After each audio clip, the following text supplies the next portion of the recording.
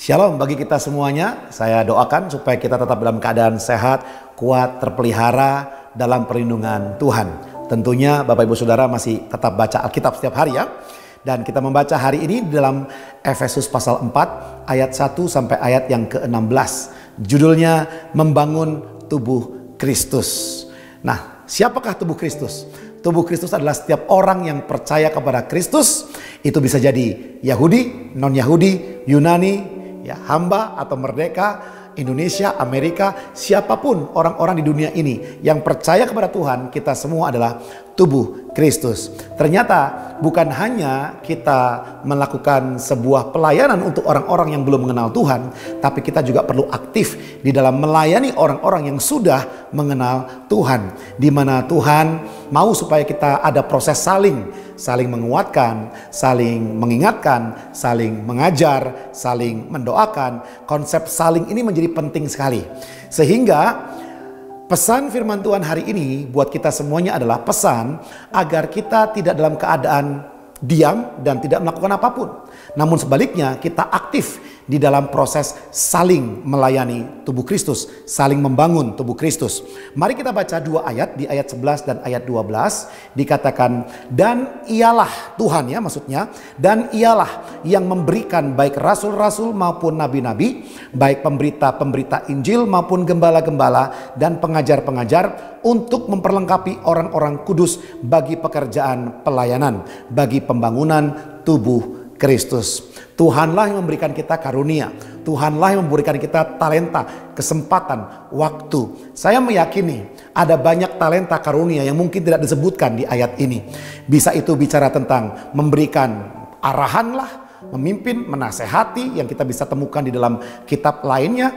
Intinya adalah apapun yang bisa Anda lakukan untuk membangun tubuh Kristus atau jemaat Tuhan, silahkan dilakukan. Ini tentunya ada sebuah pesan penting di ayat terakhir dikatakan bagi pembangunan tubuh Kristus. Berarti kita sebagai manusia rohani, sebagai murid Kristus, sebagai orang-orang yang telah ditebus oleh Tuhan, kita perlu secara reguler, secara rutin membangun diri kita. Bahkan kita perlu juga saling membangun. Pertanyaannya adalah, apakah kita sering mengizinkan hal-hal rohani masuk dalam kehidupan kita? Entahkah lewat khotbah, persekutuan, firman Tuhan yang disampaikan, puji-pujian, penyembahan, lagu-lagu, atau klip-klip rohani yang bisa kita tonton. Baik, itu semua membangun kita. Lalu pertanyaan selanjutnya adalah, apakah yang Anda lakukan untuk membangun jemaat? Apakah yang sudah Anda lakukan, akan Anda lakukan untuk Anda membangun tubuh Kristus? Tentunya ini pertanyaan besar bagi kita. Mari semua Bapak Ibu Saudara yang mendengarkan pesan firman Tuhan ini, jangan cukup puas hanya karena Anda menerima dan menerima. Mulailah untuk belajar memberi dan memberi. Karena ini sebuah isi dari firman Tuhan, di mana Paulus mengajarkan kepada jemaat di Efesus. Sebelum dia berpisah dengan penatua, dia berkata apa? Semuanya ayo kerja, melayani sungguh-sungguh supaya apa? Tubuh Kristus itu terbangun.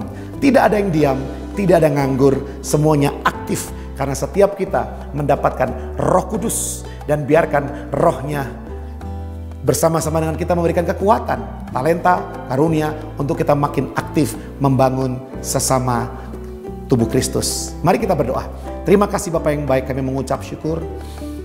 Engkau telah memberikan kepada kami Roh-Mu yang kudus yang memampukan kami, bahkan karunia-karunia Engkau berikan kepada kami, sehingga kami boleh menjadi berkat bagi banyak orang. Tuhan, biarlah dorong kami terus, ingatkan kami, sadarkan kami untuk kami menjadi berkat bagi tubuh Kristus dan bisa membangun mereka. Di dalam nama Yesus kami berdoa. Haleluya. Amin.